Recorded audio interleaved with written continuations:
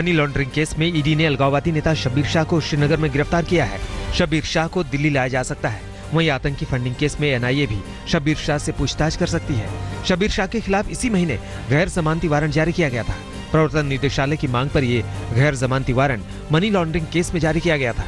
ED ने 2 साल में शब्बीर को 8 समन जारी किए, लेकिन वो पेश नहीं हुआ। तब इस बार गैर जमानती वारंट जारी किया गया था। Warrant Patiala house court, Delhi से जारी किया गया था।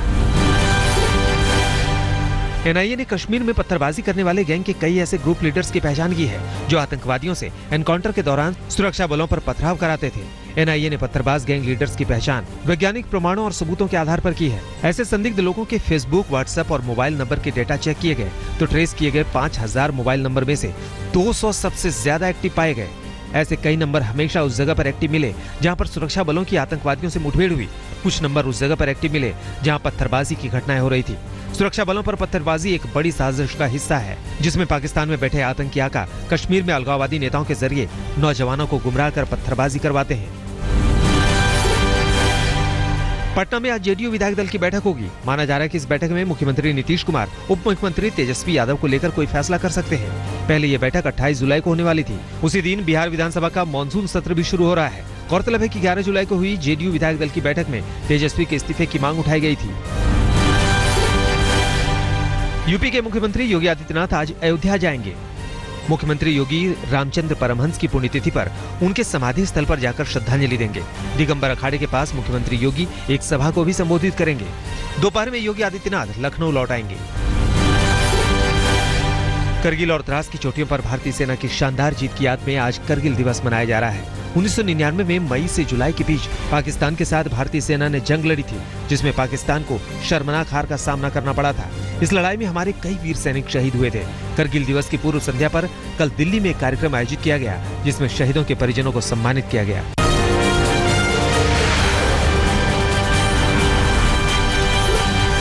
उत्तराखंड में लगातार हो रही बारिश के चलते गंगोत्री और यमुनोत्री राजमार्ग को बंद करने से यात्रियों को काफी परेशानियों का सामना करना पड़ रहा है।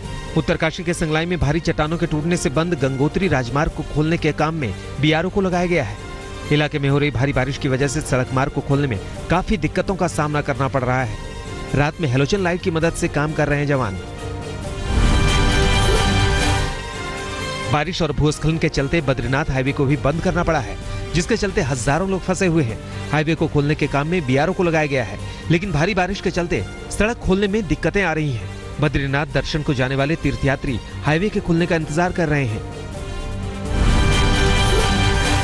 झारखंड के रामगढ़ में हो रही लगातार बारिश के चलते पतरातू डैम को खोल दिया गया है। डैम के किनारे रहने वाले लोगों को सुरक्षित जगहों पर जाने का आदेश दिया गया है। डैम का गेट खोलने के बावजूद जलस्तर में बढ़ोतरी जारी है। वहीं भैरवी डैम भी खतरे के निशान से ऊपर है।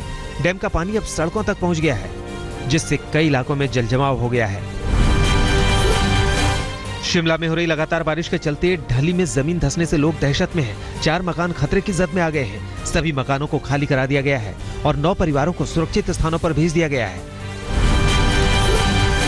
मध्य प्रदेश के राजगढ़ में जान जोखिम में डालकर स्कूल जाने को मजबूर है छात्र। पुल नहीं होने के चलते बच्चे घुटने से ऊपर तक पानी को पार कर स्कूल जाते हैं। एक सप्ताह पहले तेज बहाव में 3 छात्र बह भी गए थे, जिन्हें बचा लिया गया था। छत्तीसगढ़ में जशपुर के ईब नदी में डूब रहे लड़के को गांव वालों ने बचा लिया। तेज बहाव में बहे लड़के ने किनारे के एक पेड़ पर चढ़कर अपनी जान बचाई। रात भर पेड़ पर फंसे लड़के को सुबह पानी कम होने पर सुरक्षित निकाला गया।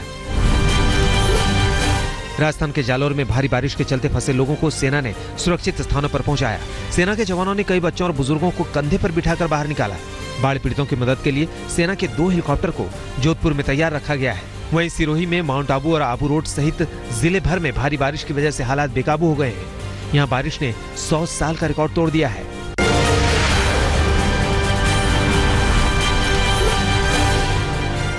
दिल्ली में भीषण सड़क हादसे में एक ही परिवार के 5 लोगों की मौत हो गई। हादसा मयूर विहार फेज 2 की रेड लाइट पर हुआ। दिल्ली एयरपोर्ट से एक परिवार इनोवा से मेरठ जा रहा था। Mayur Vihar phase 2 red light पर इनोवा कार डंपर से टकरा गई। हादसे में 2 महिला समेत 5 लोगों की मौत हो गई। 3 बच्चे और 1 महिला की हालत गंभीर है, जिन्हें लाल बहादुर शास्त्री अस्पताल में भर्ती कराया गया है। दिल्ली के त्रिलोकपुरी इलाके में एक निर्माणाधीन मकान का मलबा गिरने से एक शख्स की मौत हो गई। पुलिस ने मकान मालिक को हिरासत में लेकर मामला दर्ज कर लिया है।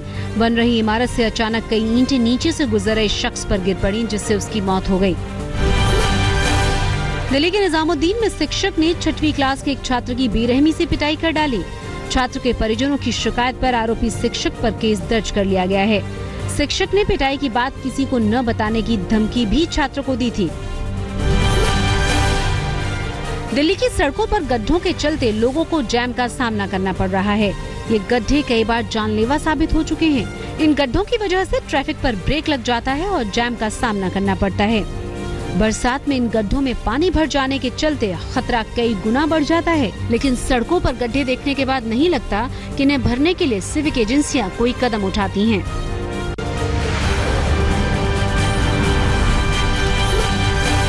मुंबई के घाटकोपर इलाके में एक 4 मंजिला बिल्डिंग गिरने से 13 लोगों की मौत हो गई, जबकि कई लोगों के अब भी मलबे में फंसे होने की आशंका है। मौके पर राहत और बचाव का काम जारी है। बचाव दल ने 19 लोगों को सुरक्षित बाहर निकाल लिया है। बिल्डिंग गिरने की जांच के आदेश दे दिए गए हैं। देर रात घटनास्थल पर पहुंचे मुख्यमंत्री ने बीएमसी आयुक्त को 15 दिनों के भीतर जांच करने और रिपोर्ट देने का निर्देश दिया है। बताया जाता है कि बिल्डिंग काफी जर्जर हालत में थी और लगातार बारिश होने के चलते भरभरा कर गिर पड़ी। साई दर्शन नाम की ये बिल्डिंग 1980 में बनी थी। ग्राउंड फ्लोर के साथ बिल्डिंग में 4 फ्लोर बने थे। हर फ्लोर पर 4 फ्लैट थे। ये बिल्डिंग सुनील सिताप नाम के शिवसेना नेता की थी, जो ग्राउंड फ्लोर पर अस्पताल चला रहे थे। सुनील सिताप के खिलाफ एफआईआर भी दर्ज कराई गई है। धारा 304(2) के तहत एफआईआर दर्ज हुई है। लोगों के मुताबिक बिल्डिंग में कुछ बदलाव किए जा रहे थे और एक पिलर भी हटाया गया था। ये काम पिछले 2 महीने से चल रहा था। मुंबई के मलाड इलाके में एक बिल्डिंग के झुक जाने से हड़कंप मच गया। मौके पर फायर ब्रिगेड और पुलिस पहुंची और बिल्डिंग को तुरंत खाली कराया गया।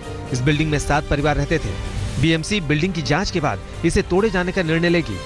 40 साल पुरानी इस 3 मंजिला बिल्डिंग में 7 फ्लैट और 7 दुकानें हैं।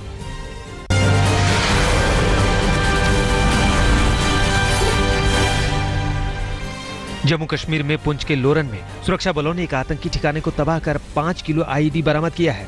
श्री बुड्ढा अमरनाथ यात्रा शुरू होने से पहले सुरक्षा बलों की ये बड़ी कामयाबी मानी जा रही है। जंगल में एक देवदार के पेड़ में एक बैग में छुपा कर रखा गया था विस्फोटक। 28 जुलाई से शुरू हो रहे श्री बुड्ढा अमरनाथ यात्रा के चलते सुरक्षा के चाक चौबंद व्यवस्था की गई है। पटना के एक मिठाई दुकान में आग लगने के चलते सिलेंडर धमाके से कई लोग जख्मी हो गए। आग से दुकान में लाखों का सामान जलकर खाक हो गया। आग बुझाने के लोगों के सामने धमाके के साथ सिलेंडर में धमाका हुआ और पूरे इलाके में अफरा तफरी मच गई। हैदराबाद में कुलसुमपुरा के कबाड़ गोदाम में हुए सिलेंडर धमाके में एक शख्स की मौत हो गई, जबकि 3 अन्य गंभीर रूप से जख्मी हो गए। जख्मी लोगों का उस्मानिया अस्पताल में इलाज चल रहा है। गोदाम में 6 बड़े और 4 घरेलू सिलेंडर रखे गए थे। पुलिस ने मामले में केस दर्ज कर लिया है। मध्य प्रदेश के खरगोन में 15 फीट के अजगर के चंगुल से एक चिंकारा को बचाया गया। चिंकारा के बच्चे को अजगर निकलने ही वाला था कि तभी किसानों ने पत्थर मारकर अजगर को भगा दिया। बाद में वन विभाग की टीम ने अजगर को सुरक्षित पकड़ लिया। अजगर को वन रेंज ले जाया गया है। ओडिशा की राजधानी भुवनेश्वर में किन्नरों ने चीनी सामानों के खिलाफ प्रदर्शन किया। प्रदर्शन के दौरान डोकलाम में भारत और चीन के बीच जारी तनातनी के मद्देनजर चीनी सामानों के बहिष्कार की अपील की गई और चीन के खिलाफ नारेबाजी कर चीनी सामानों को जलाया भी गया।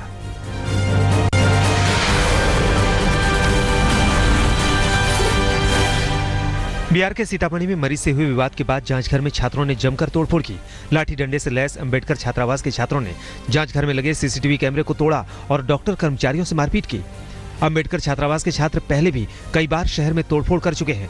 मामले में पुलिस ने केस दर्ज कर लिया है। महाराष्ट्र के चंद्रपुर में पुलिस ने बाइक चोर गिरोह के 2 लोगों को गिरफ्तार किया है। बाइक चोरी की वारदात सीसीटीवी में कैद हो गई थी। सीसीटीवी में दिख रहे 3 में से 2 चोरों को पुलिस ने गिरफ्तार कर चोरी की 3 बाइक बरामद कर ली है। अय्याशी के लिए बाइक चोरी करते थे गिरफ्तार बदमाश। मध्य प्रदेश के आगर मालवा में सड़क हादसे में छात्रा की मौत से भड़के लोगों ने इंदौर कोटा सड़क को जाम कर दिया और मौके पर पहुंची पुलिस पर हमला बोल दिया। पुलिस के जवानों ने उग्र भीड़ से भागकर अपनी जान बचाई। कंटेनर से कुचलकर हुई छात्रा की मौत के बाद लगे जाम के चलते इंदौर कोटा सड़क पर वाहनों की लंबी कतार लग गई।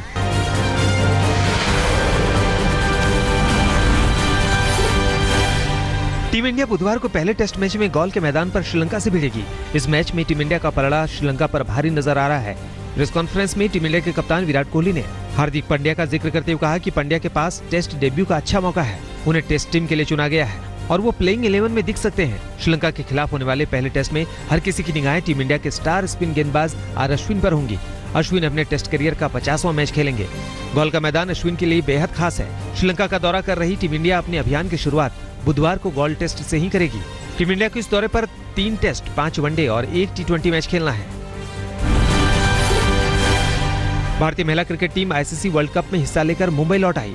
मुंबई लौटी टीम का जोरदार स्वागत किया गया। एयरपोर्ट पर टीम के खिलाड़ियों के स्वागत के लिए लोगों का हुजूम मौजूद था। सभी ने टीम के प्रदर्शन की सराहना की।